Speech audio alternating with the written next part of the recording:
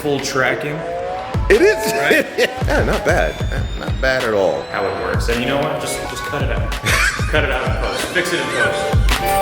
The Canon R50, one of the most talked about YouTube cameras that everyone has actually probably said something about, and I'm gonna actually take a look at it right now. Now this camera, small, actually one of those travel camera sizes because it is an APS-C. Now Canon has that APS-C sensor that is a crop factor of 1.6, which is a little bit more crop than you would with the Sonys, but this camera actually has a nice couple of features.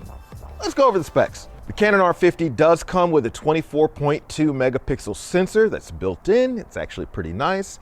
The challenge here is it is at 4K at 30 frames per second. And with a budget that is such a cool budget for this camera, you do kind of lose out on some of the things that you would get with a higher camera price, like IBIS. That's right, there's no in-body image stabilization built into this camera, so you would have to buy a better lens that would come with some stability with it.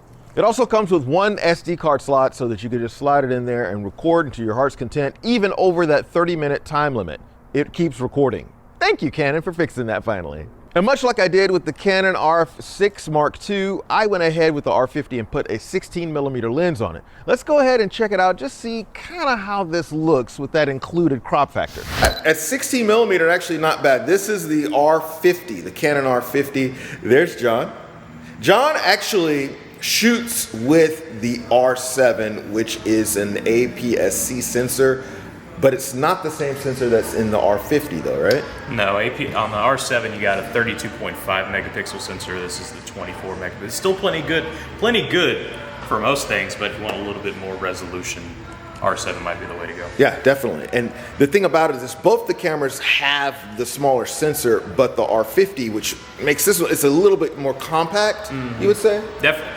R50 is going to be your way to go if you're wanting to do some travel photography, travel videography. Right. I mean, it's rough. It's a little bit bigger than a phone. I mean, I can put it in my back pocket. That's about how small it is without a lens. And that's the thing about this. If you're doing vlogging content, right now I got it on a Joby Gorilla Pod, and it makes it still actually work well with that 16mm lens at 2.8, I believe is what I'm at right here. Yeah. And the focus is right here on my eye. So you see, like, I have to actually tap over here to get to John. There we go. Yep. You got full tracking. It is. Right? It really does track him. And then I tap back on myself in order for it to come right back to me. So, yeah, not bad. Not bad at all. There you go. And I'm actually shooting at 4K 24. This one goes up to, I believe, 4K 30.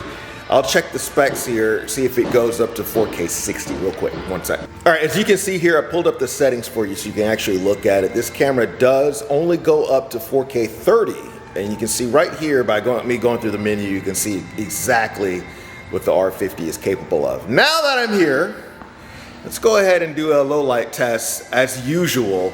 John, you want to come join me? Absolutely. Yeah, that'll be great. All right, here we are with the usual. Obviously not the best lighting scenario, but this is just in case you're wanting to kind of go, okay, how does this work? Auto exposure coming down in 3. Got the little light switch coming down in 3, 2, 1. Struggling a little there. There it is. Now we're seeing. Is it just me, or have I noticed that I get the smaller sensor? It just takes it a little bit of a second, because the Sony a6700 does take a little bit of a second as well. But it does, I mean, it looks pretty good to me, right? Yeah, Canon sensor is actually a little bit smaller than a standard APS-C sensor. So really? It's actually a 0.6 crop instead of 0.5 crop. Oh, that's when right. When you're doing that math in your head, you gotta factor that. So maybe like the little bit smaller sensor, makes it take a little bit longer. Okay, all right. Well, I didn't know that, but now I do. What about going back the other way? Let's check it. Ooh, yeah, it's a little bit slower, but still, this is for people who are running inside and then running outside. Typically, I don't shoot that way. I typically shoot everything and then I go outside and then I adjust the cameras and do that. But just in case you're finding your lighting scenarios jumping all over the place, it's kind of cool to see just how it works. And you know what? Just cut it out. Cut it out in post. Fix it in post. All right, let's run up the ISOs for John. Here we go. Okay, guys, so here we are. 200. At 200. Michael will be glowing. Not us. we can't even see each other. That's just how ridiculous it is. Let's go to 400. There we go. I'm using film kind of as the thing here. And you're noticing here that I need to kind of get into the light a little bit so that the autofocus will find me, right? Or maybe there we go. See, that's why I like John. He says, Roy, you have to go back and focus and then go back and adjust the ISO. I didn't know that. So typically what I'll do is leave this on auto ISO and just let it do just like we did in the first clip. But here we're actually stepping around. We're at 400. And John is such a help. See, this is why you need to come to precision. You gotta come and touch it there. 800. There's 800. Yeah. 800 right. looks good, actually.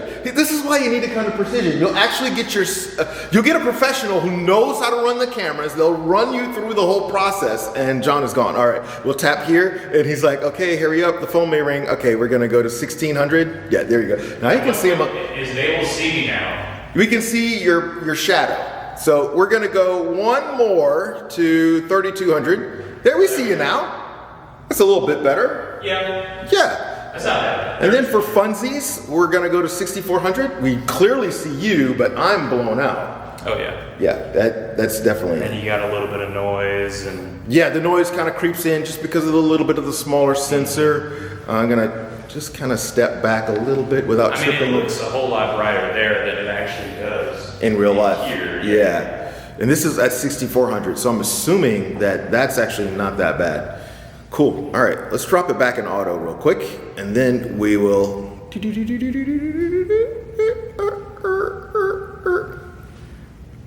Yeah, we're back. And we're back. Thanks to the guys over at Precision Camera for always supplying the camera gear. You guys are great. Thank you so much for letting me test it out. You can obviously go over to the Precision Camera and check out some of the listings. I'll put the information down there so you can go click on it and make up your selection right there in store. Also available is a great used section. No matter what you're getting, if it's from Sony and Nikon or Canon, even anything like your Panasonic Lumix, as well as DJI and GoPro. Okay, so there you have it. It's the R50 from Canon. This little camera is quite the handy little travel camera. I always tell people, you know, if you're looking for something that's portable and small and you want to be able to stick it in your pocket or move around really quickly with it, the R50 is a huge option for you. The autofocus is nice. You still get all the features that Canon is known for, plus you get it in a small product.